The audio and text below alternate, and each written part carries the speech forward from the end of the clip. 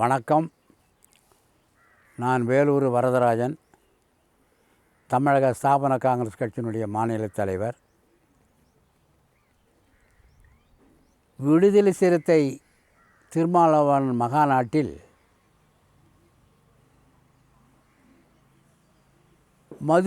மது ஒழிப்பு மகாநாடு நடத்தினார். அதனுடைய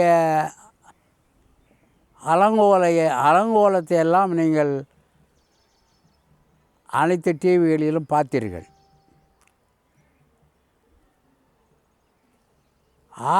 அக்டோபர் 2 காந்தி பிறந்த நாள் அன்று எல்லா மதுக்கடையிலும் மூடி இருக்கும். அப்பொழுது மகாநாடு நடத்தினால்தான் குடிப்பழக்கம் உள்ளவர்கள் குறைவாக குடித்துவிட்டு இந்த மகாநாட்டில் கலந்து கொள்ளக்கூடிய விசிக தொண்டர்கள் ஒரு அமைதியாக இருப்பார்கள் என்று அவர் நினைத்தார். ஆனால் அன்று அது போய்த்து விட்டது. அங்கே கருணாநிதியினுடைய படத்தை அந்த மகாநாட்டில் வைக்கவில்லை. ஸ்டாலினுடைய படத்தையும் வைக்கவில்லை. அண்ணாதுரையினுடைய படத்தை வைத்திருக்கலாம், ஆனால் வைக்கவில்லை. ராஜாஜியினுடைய படத்தை திருமாவளவன் வைத்திருக்கிறார். அந்த கட் அவுட்டை வைத்து மகாநாடு நடத்தியிருக்கிறார். அவர் உள்ள உணர்வு என்ன சொல்லுகிறது என்று ராஜாஜி கட் அவுட்டு வைத்த பிறகு தெரிகிறது. ராஜாஜி இந்த நாட்டுக்கு சுதந்திரம் பெற்று தருவதில் பெரும் பங்கு ஆற்றியவர்.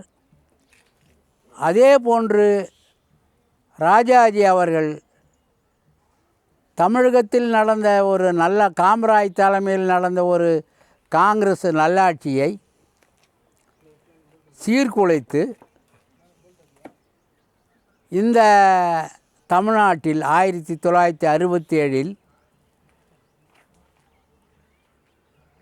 திமுக ஆட்சிக்கு வருவதற்கு கால் கோலியவர். அதனால் இன்று ஏறக்குறைய ஒரு 60 ஆண்டு காலம் தமிழகம் திமுகவினுடைய திராவிட கட்சிகளுடைய ஆட்சியிலே இருக்கிறது. இதில் மக்கள் எவ்வளவு துன்பப்படுகிறார்கள் என்று உங்களுக்கு தெரியும்.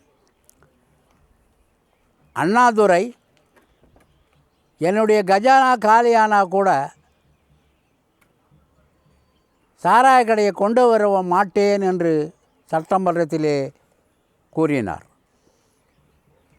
ஆனால் கருணாநிதி நயவஞ்சகன் 1972 சாராய கடையை கொண்டு வந்து இன்று வரை ஆலமரம் மாதிரி வளர்ந்து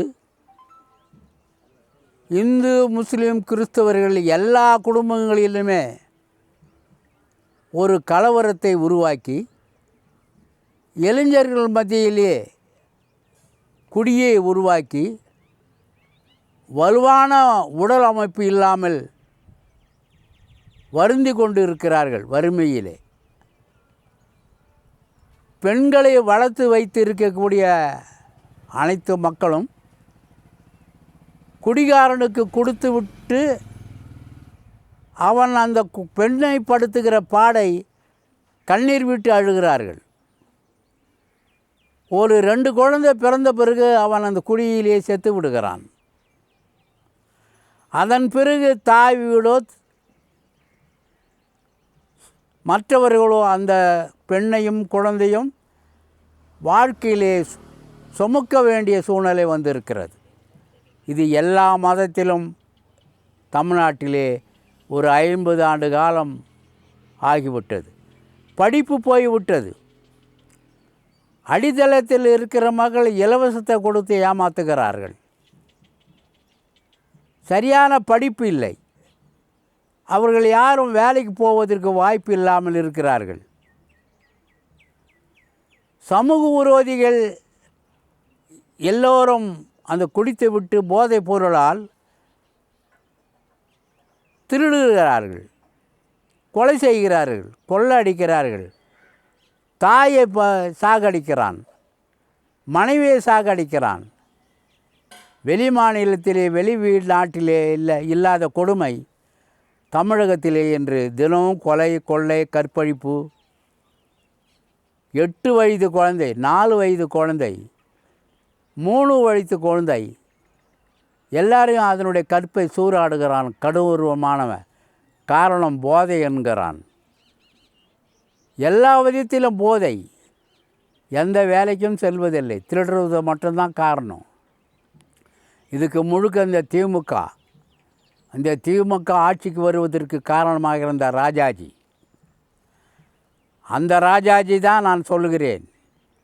இந்த ராஜாஜி பாதி நல்லதை செய்துவிட்டு பாதி இந்த நாட்டுக்கு பயங்கரவாதத்தை உருவாவதற்கு காரணமாக இருந்தார். அதுதான் அவருடைய குணம். அப்பேற்பட்டவருடைய கட் அவுட்டை கூட திருமாவளவன் தன்னுடைய மது ஒழிப்பு மகாநாட்டிலே வைத்திருக்கிறார். அந்த மகாநாட்டிலே வந்தவர்கள் அனைவரும் சாராய தொழிற்சாலை நடத்துபவர்கள்.